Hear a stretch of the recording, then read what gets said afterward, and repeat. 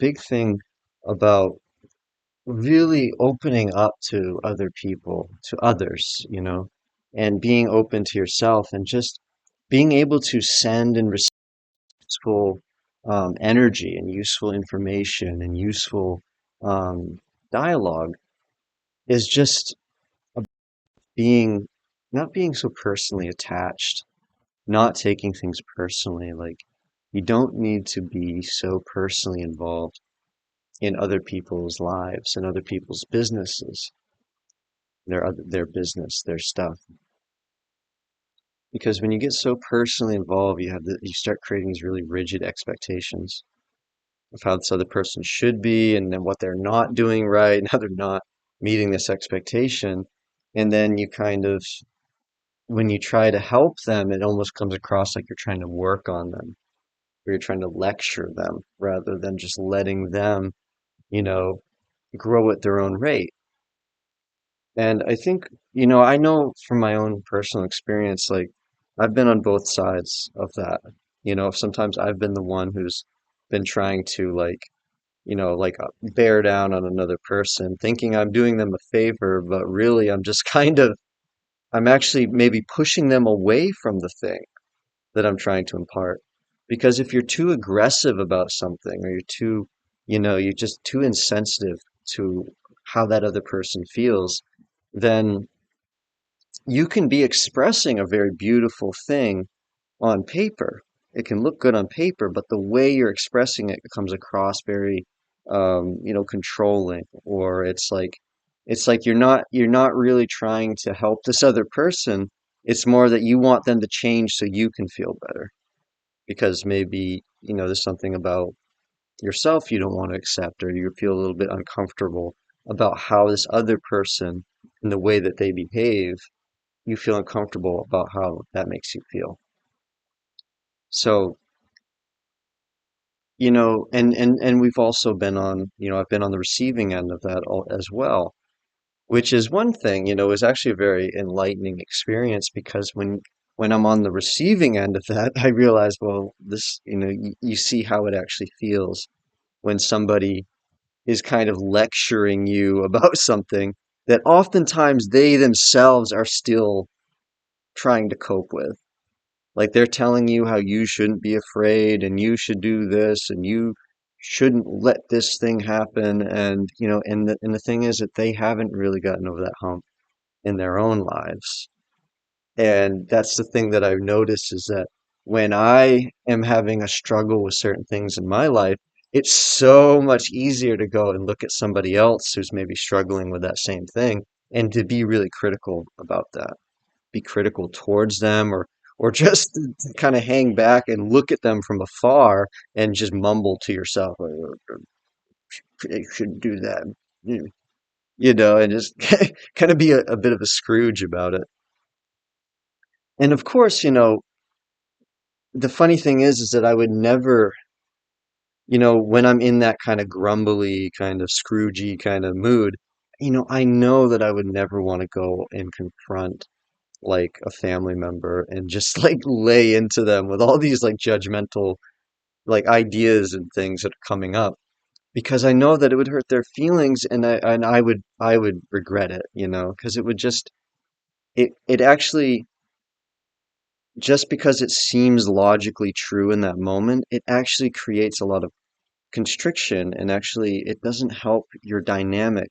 It doesn't help the energy flow between you. So truth is not always just a logical thing. It's not always just about being physically right or logistically right. It's also about being sensitive to emotions and vibrations and the more subtle intuitions.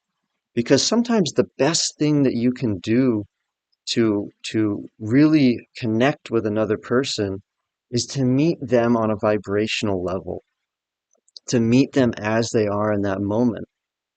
Don't just, automatically start laying into them with like all these things that they should be doing and you think that you would personally do in this situation and how they're not doing it. And don't just like give them a checklist of things that they should do.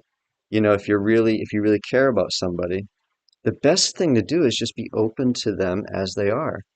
And that thing is that when you are open like that, it softens all the resistances that you yourself build up around that thing.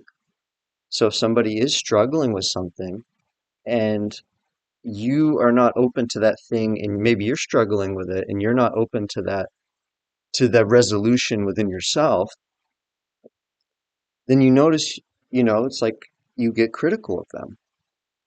And you know why you get critical of them is because it's showing you that you are being critical of yourself. Because it's not really about you and other people at that point. It's just about that you, when these circumstances arise, you are critical towards those circumstances because you don't like the way that they affect you. And so if it's affecting you from inside, you're critical of it and you're critical of yourself for why did I do that thing? Look what it happened. Look, I did this to myself, yada yada yada. And then what do you go? You go off to another person, you start talking to them like, "Oh, you did this to yourself. You should know better," you know? It's and it's you're really it's like you're judging yourself basically. And and it's kind of like, when you love yourself, it's not a vain, it's not vanity, it's not a vain thing. It's just that you show compassion towards yourself because you're being sensitive to what it is that you're going through. And you know what it feels like to be yourself. You know what it feels like to be a human being, to be a maybe to be a spiritual being, to be a physical being, to be an energetic being. You know what that feels like. And so when you're sensitive to that, because where else can you be sensitive to life but right where you are? Because this is where everything is being felt. Everything's happening right where you are.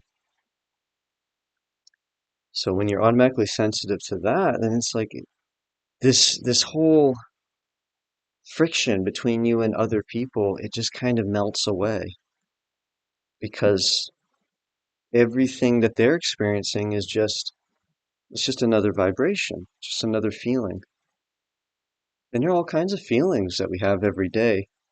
And all that any of this is doing, all these feelings that you're experiencing, all this stuff, no matter how pleasant or how painful or how whatever it may be, all of this stuff is just showing you what kind of relationship you have with those experiences. So if a nice thing comes up and you're fine with it, then it's not going to create any kind of it's not going to be a heavy psychological thing. But if something painful comes up and you start like freaking out, well, that thing has some kind of hold in your life. And that's going to create that becomes kind of a hurdle that you have to move around.